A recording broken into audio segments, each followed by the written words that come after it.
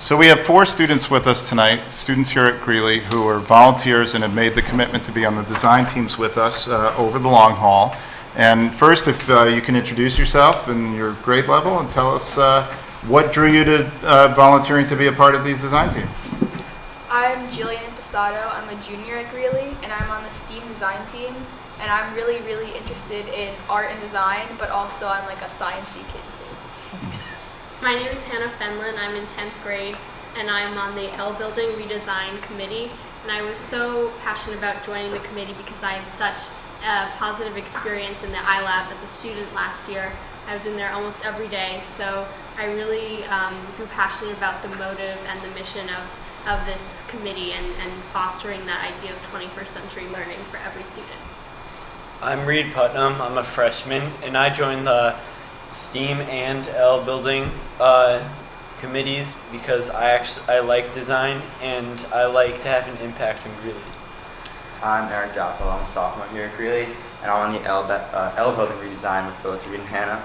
And I chose to participate in the committee because I've been in the iLab over maybe 150 to 200 times over the past 2 years at Greeley, mainly for writing. What I've noticed is just like the free-flowing, open nature of the space has really kind of encouraged me to be more creative in my writing, as well as pure feedback. And I just noticed I've become a much better writer over the years, not necessarily like in grades, but just like the quality of my pieces are improving, as well as I've been there for science and history. I just think the whole nature of the space has really helped me as a learner. And I really want to provide that to more kids here at Greeley. So, and we don't have any order in this, and I shared that I'd be asking this question, but what is it like being a part of the design team? Or, you know, when you're in this room with all these different adults, and what's the process like? What's the experience been like in working with the administrators, teachers, and architects? It's been a really cool experience because the first time, the meeting that was like right in here, I didn't really know what to expect. But at my table, I had Dr. Lynn McKay, a few of my teachers, a few other students, and I think someone from F&I. And it was really cool to have my voice heard, that I was like equals. Like what I was saying about what was most important to me as a student and like as the students as a whole was like really listened to.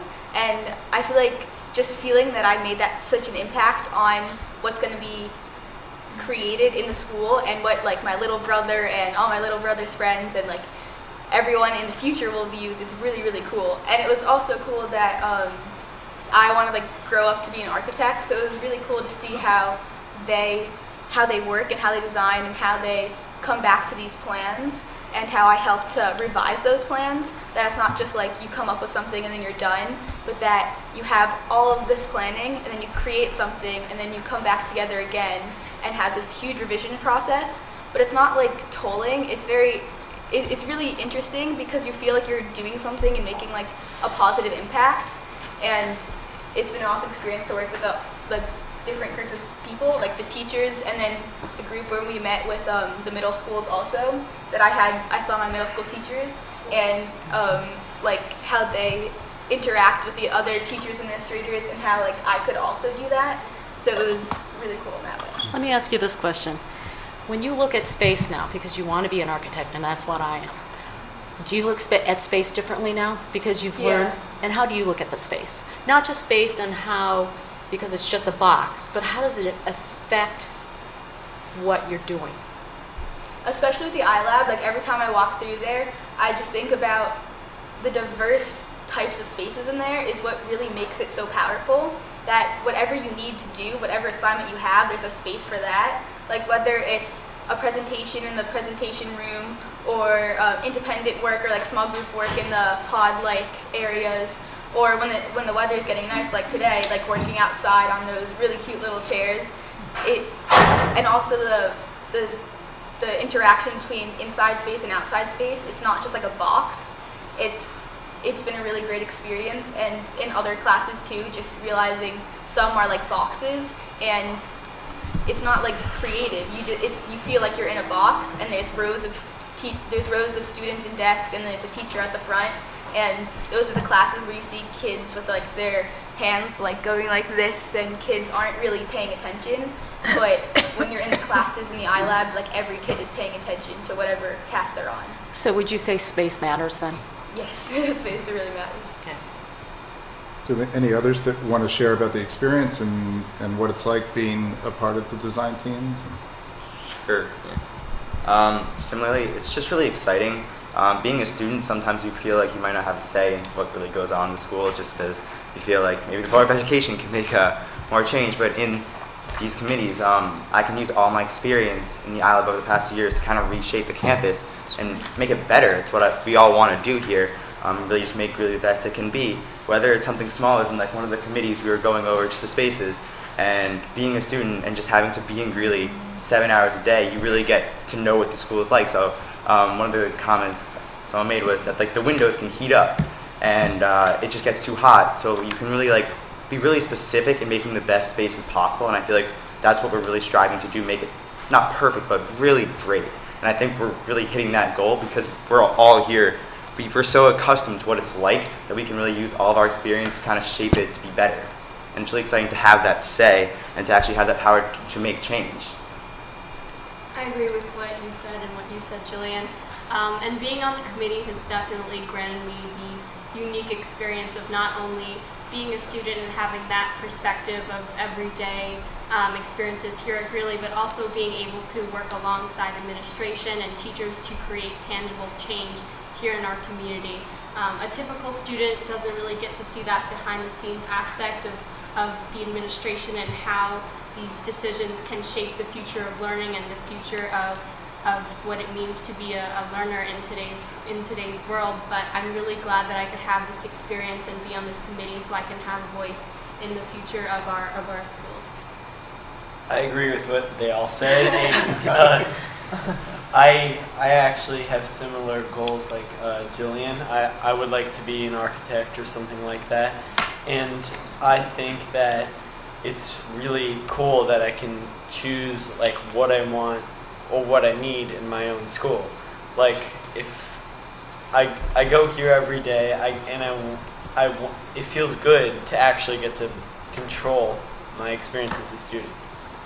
So I hope you know you're making Mrs. Visser at the end of the table smile because she's a licensed architect. So And a recruiter for The Ohio State University. Well, I'm not only a recruiter, but I am their campaign manager. I'm one of their highest. Talk to her when you're ready to I'll graduate. let you know.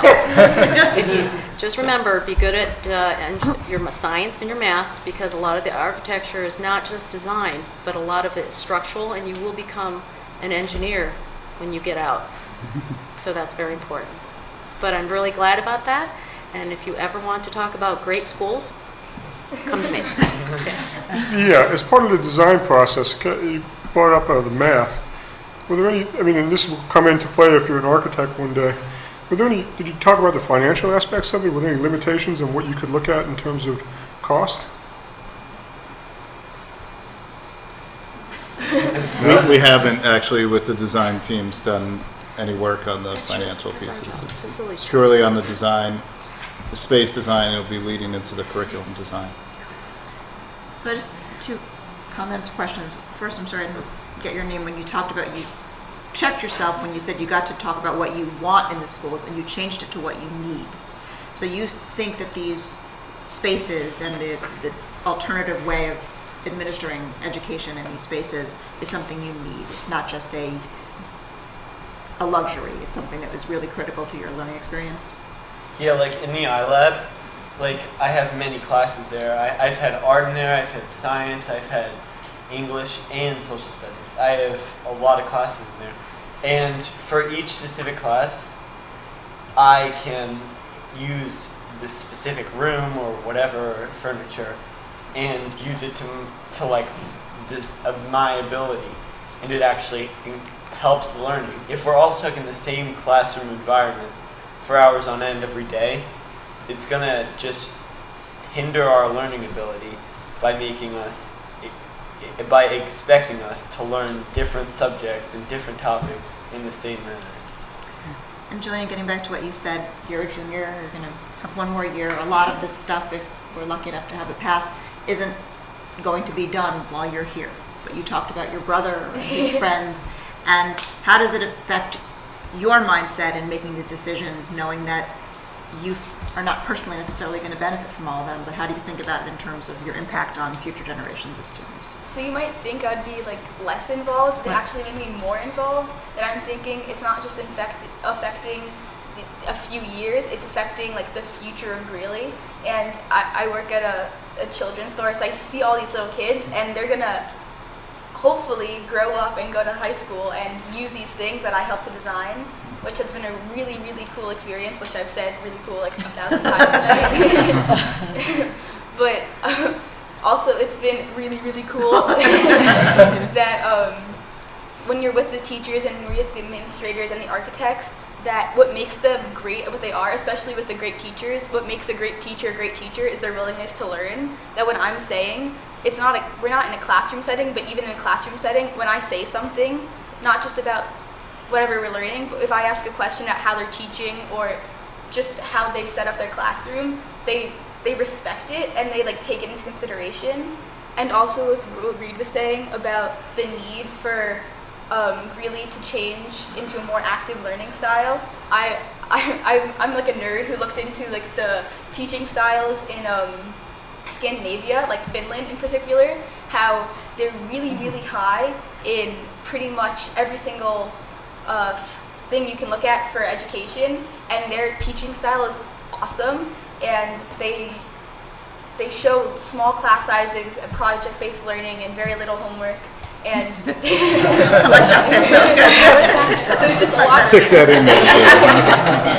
so a lot of things that I found really interesting, and that I took that like little research into what I brought into the group, and I think F&I did that also, and how they work with different schools around the world, not just around the country, and how like not just us as a school, but us as like a country has to change our learning style to be more innovative in the international society. So I was taking some notes as you were talking.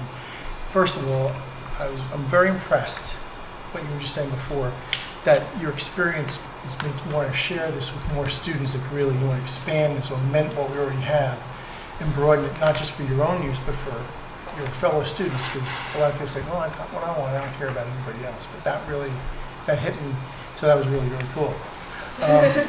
Anyway, my question is, I'm sorry, I don't know your name. Richard, I know you were. Reed? Yeah. Reed. Pardon me? Reed. I'm sorry. You mentioned that you took, I guess, social studies in English and language and art or music in the Ilab. So the question is, what other subjects that you haven't taken there would you like to see in this type of space? What do you think would work? And that's for any and all of you, not just you. I'm not trying to pick on you, but you're the one who mentioned it. So I think that this space is sort of underused, because I think that, like, no offense teachers, but like they're sort of stubborn, and like some don't want to really accept change, and so once you accept change, it's like it helps make learning more enjoyable and intriguing. And like I think my Spanish class should use it more. We've been actually adapting to the new language lab, which actually really helped. I've never had a class in math or science in the iLab, and I think that the STEAM lab in a way would kind of be like a science and math iLab, because I think especially those classes, they're more in the structure of the rows of kids and this teacher at the front of the room, that it's time to update those kinds of learning in those classes, and how I've had a lot of amazing experience for art, English, and social studies in the iLab, but never, I mean, it also depends on the teachers, but I've never had a math or a science teacher go into the iLab. Adding on to Jillian's point, I would also love to have a math or science class in the iLab. Math and science are very, in terms of classroom setting, very traditional. You have a smart board, you have rows of desks, you have the same plastic blue chair that you sit in every day. And to just go into an iLab setting for those types of classes, I can only imagine the raised level of enthusiasm, engagement among students, because that's something that I've experienced in all my classes that I've had in the iLab. Each time I go in there, there's a greater enthusiasm to learn, to collaborate, to be creative and innovative.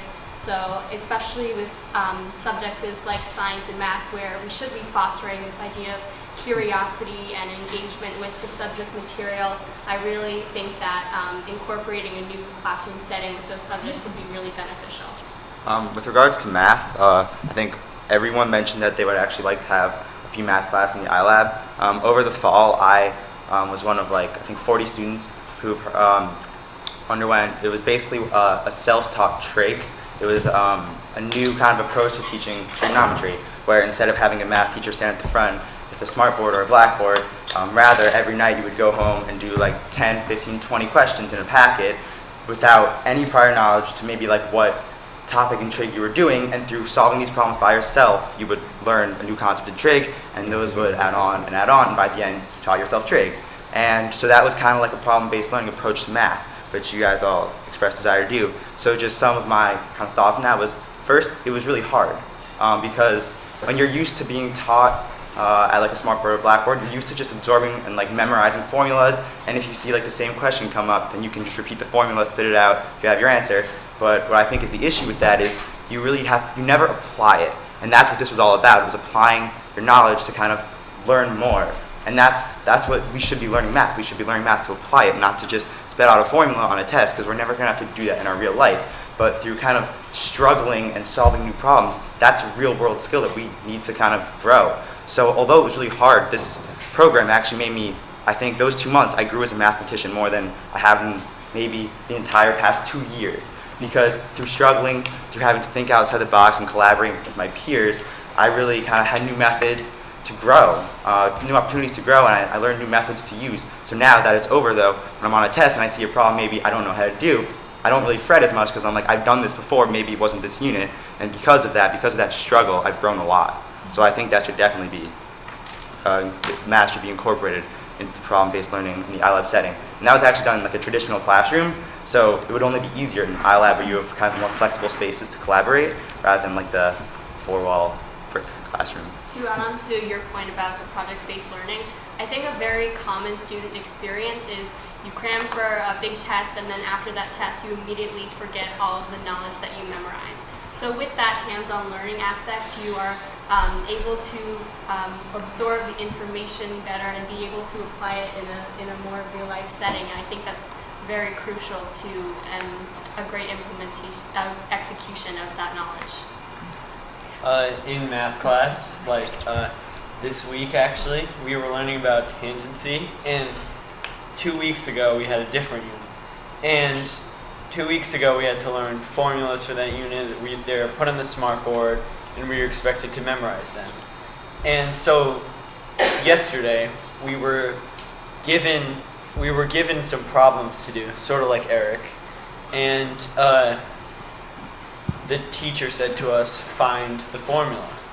And so we were given solved problems. And so using the information we had, we could actually fix the problem, sort of. And then we would actually know it. It wouldn't just be numbers on the screen. It would actually be I know how to do this. I did this. It's just another way. But is that dependent on the space, or is that dependent on the teaching method? I think it could actually be both.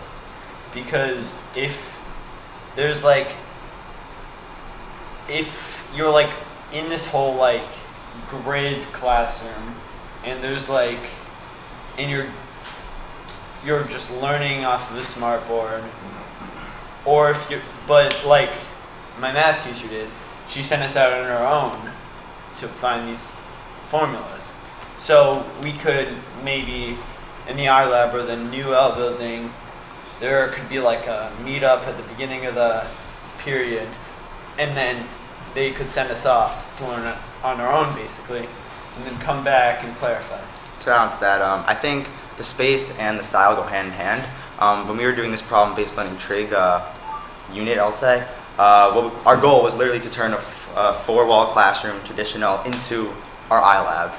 We couldn't make it as good, clearly, because we didn't have the resources, but what we did was we borrowed other teachers' whiteboards and we put them up on the walls. We took down any posters blocking a blackboard, so basically you had as many spaces to kind of like write on the walls and kind of just, not like get creative, but like kind of just try out all like these ideas, because sometimes you'd go home and you couldn't get a problem, so you'd come to class and you'd talk about it with your peers and you'd go over how to solve it, maybe like what formula you've learned, when to apply that. So we couldn't do that if it was just like one smartboard. We needed this kind of like iLab-like space where we could write on the walls, and just a space that really would promote that creativity and collaboration. So you need the space to do the problem-based learning. It makes it a lot easier. What Hannah was going back to what Hannah was saying about how you learn something for a unit, you have a big test and you forget everything, like not even a week after, like the period after.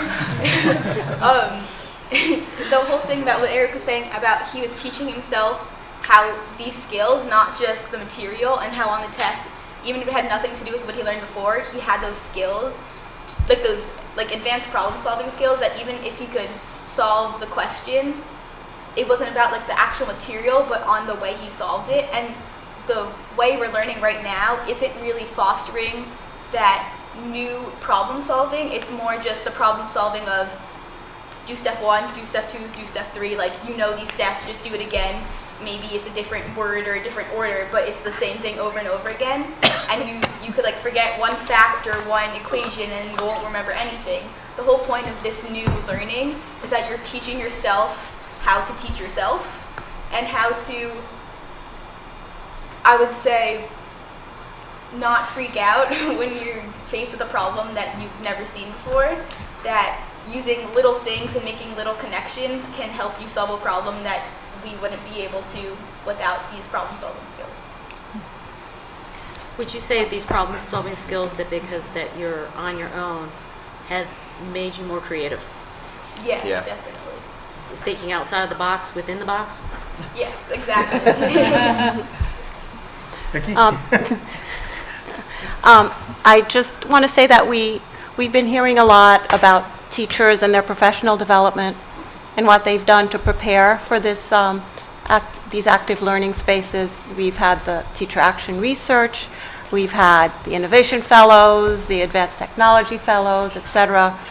And I just want to say that having student voice in this is so powerful, because it's really all about you. And so I really appreciate the process that you've undergone. And I just want to ask you if you, in doing this, if you reached out to it's the 4 of you here, and have you reached out to other students at Greeley and talked to them about the work you've done here? And if so, what have their reactions been to that? Just really briefly, I'm not on the library, but I've talked to my friends about like the revisions that are coming, and we were just talking about like it's our school, like we want to know what's happening. So this isn't my committee, but we were talking about ways that what we would want the library to become, and the biggest concern was we need more small spaces for groups of 2, 3, or 4. So I'm sure that there have been other kids like me on the library committee that have been talking to people because they heard that concern, and it was on this diagram now. That came from the kids. So from I the think last planning talk. I have, and I'm sure you guys have, and I think really, I'm sure all the kids in the committees have, because just the kids are talking about it. It's our school, we love Greeley, and we want to see what's going to change about it, so there's buzz about it. Jillian, you told me a story when the boards first got put up outside. Maybe you can share that with the group. I was walking through with a friend through the main entrance, and all of the posters of the different projects were up, and I was like, hey Jordan, like that's the poster that I helped to create, like I helped with that design. And then I think it was a mom or someone was looking at the posters, was like, oh, that's really cool, like can you tell me a little about it? And like I had to get to class, but I took my time as much as I could to tell her all about like my wonderful experience on the STEAM design team, and how my voice was really being heard, and how I think she had a younger kid in elementary school, how they could be using this technology that I was helping to create. And yeah, it's been really cool. Also, I want to ask you, how you think this is going to change your college experience. Well, for some of you, you're just freshmen, but for those of you who are upperclassmen, how do you think this is going to change how you approach your learning in college? You may, you're going to run into these spaces in college, and sometimes you'll run into large lecture halls, you'll run into different kinds of spaces. So I'm a junior, so I'm going on all of the college trips, like a lot, like 13. But all of them have really cool libraries, and they all say like newly renovated, and how they have a lot of the small, like 2, 3, 4 people spaces, and like a lot of new technology. And I think pretty much every tour I've been on emphasize the new libraries and the new different types of learning and the different classrooms. And I'm looking at smaller schools, so I'm not a big fan of big lecture-based classes. I like the conversation, like Socratic seminar style, where you get to like question and answer questions. So it was really cool with the schools that I'm looking at, that I heard that teachers were having such close relationships with the kids that they were like going out for coffee and talking about, and then starting new projects, and some of them start new businesses with their teachers based off of things they learn in class. And I think these new spaces will really foster the connection between teachers and students that isn't really here, like present right now, when there's students in rows and then a teacher in the front, and you just feel like you're in a box, that you're just one of those kids in the grid, and you don't feel like a personal connection with the teacher. So you want to change the dynamics? I want to what? Change the dynamics between the Yeah, teacher and definitely. the students. So what are you saying about the Greeley teachers? What?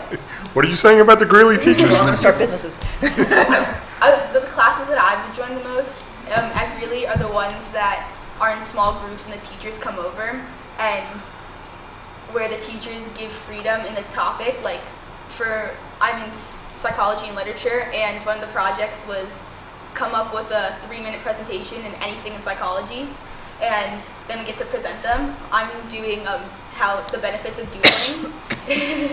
So I think that also goes hand in hand on the new types of learning and the new spaces that are hopefully going to be created, that we have to stop thinking that doodling is bad. We have to stop thinking that creativity is bad, that we should like break open the box. We should think about creativity within the box, but that there doesn't have to necessarily be a box, and how through these different types of teaching styles that are created or like fostered in these different spaces, the innovation and the collaboration increases tremendously. Jillian, you said something earlier about in the traditional classrooms where you see kids that are this or looking off or whatever. How have you seen the level of engagement from students that you didn't see engaged before? How has the space changed some of your peers who may have not been with their hand up all the time engaged? How has that changed how they interact with the students, the other students, and with their teachers? So I could use like my English class as an example again, that there's some kids when the teacher is in the front on the board just lecturing or talking about some book or poem, that a lot of kids are under the desk on their phones or like almost sleeping. But when we're in the iLab, it's more open, so no one's going to fall asleep because everyone would see you. But also, even the bright colors, I'm not a big fan of orange, but I love the orange in the iLab because it's very, like, it keeps you awake, and the stress is down a lot, which I think the students think a lot more about than teachers or administrators. No homework.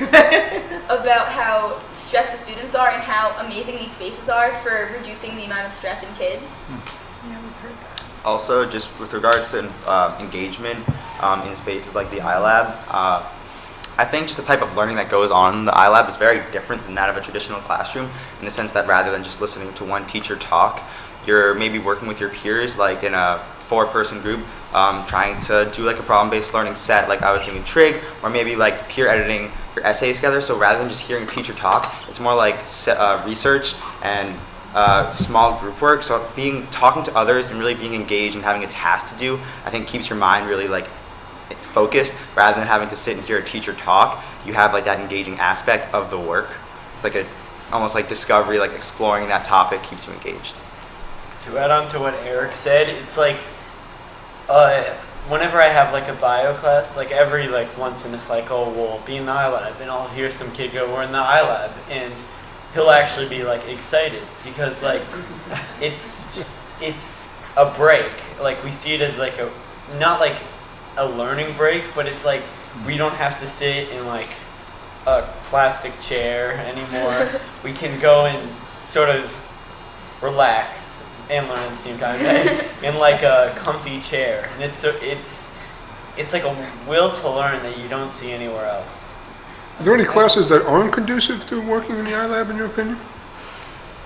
I mean, when we use it for like the exact same thing that we use the normal classroom for, like we couldn't get computers in my English class one time, so we just sat at the tables in the iLab. It just felt like a normal classroom. That's the only bad thing about that. So the other thing too is I think people, when they talk about the space, it's just about walls and furniture, but there's a lot of technology in there. Yeah. And do you think, I mean, we've talked about technology in this district a lot, and we don't want this technology to be just a toy, but we want it to be enhancement. How do you feel about the technology being used and how that affects your education? I think that the technology is super important because we're in like the technological age. Like we're seeing advancements every day, and it's really good for the iLab and other spaces like it to keep up with technology advancements, and it sort of prepares students for the future when they're not going to be sitting and writing essays, but instead writing reports or building things or anything. The technology in the iLab really helps learning. It's great. My favorite thing that is in the iLab right now is, so there's 2 rooms with a small table. There's 4 seats around the table, and then there's a pretty big TV on the wall. It's not a big room at all. I don't know what the dimensions are, maybe like 10 by 10 feet, I don't know. But it's like cozy is how I put it. So anyway, what you can do is you can bring a Chromebook, like a laptop, into the room, and you can project your screen onto the TV. And then they're all around you, or at least on 2 sides, are walls which are whiteboards. So that's not necessarily technology, but so what I've found really useful is I can actually go in there with 2 other students, and I can display my essay if it's in English or like paper in Spanish on the TV, and I can read it out loud, and kids can read it with me. And I think when kids are actually reading it rather than just listening on like the big screen, I've noticed I've gotten better, just better feedback from that. Also, in the one of the meetings I was in for the STEAM design committee, some of the F&I architects were talking about possible things we could do with the technology present in the STEAM labs. And it was really cool that with these technologies, we could do projects and whole lessons and units that we can't do right now. He was talking about designing, some of the science classes design cars, but they were talking about designing boats or like planes, or a lot of these technologies will help design other really cool things that we can't design at the moment, and also kind of bring to the table things that make going into college and going into fields like engineering a lot easier, because you wouldn't be a step behind, you'd be a step ahead because you'd already know some of the technologies that you'd be using in college and also in the real world. Adding on to Eric's point about some of the great technology that the iLab provides, last year for bio we had to give sort of a fake middle TED Talk where we presented on a unit relating to climate change that we had studied for a couple of months prior. So it was such a great experience being able to use the first big presentation setting, and it felt really great to have that presentation opportunity and to see everyone and present the work that you've been studying for a couple of months. And it was definitely very engaging. Everyone was eager to present, a little nervous, but it was a great experience. So I think having that opportunity and not just being in a classroom in front of your smartboard presenting your slides was a great experience. So I want to try something different, which we haven't done here, but Would anyone in the audience like to ask any of these four remarkable students any questions? You don't have to, it's just, I mean, it's just engaging to listen to. Lauren, can I say one thing? You know, Lynn started out the meeting by talking about the history and why we are where we are now, and going back to feedback, accountable talk, respectful communication. What's amazing is all of that on paper we're seeing embodied in the four of you, talking passionately about your work, respecting each other, adding on to what the other one's saying. All the stuff we hear from kindergarten teachers talking about how to add to a conversation, how to engage. Some of them have sides. I would like to add on to, and you guys are doing it so naturally and organically, and it's really wonderful to see that progression that we talk about at board meetings when you're not here, actually, exemplified. Thank you. Thank you. Thank you very much. I'm still Thank you trying to get so- my kids to do that. Right. Thank you so much for taking time out tonight to come and talk with us in the community. It just sounds like you're having a great time here and a really good experience. And it's wonderful. Thank you.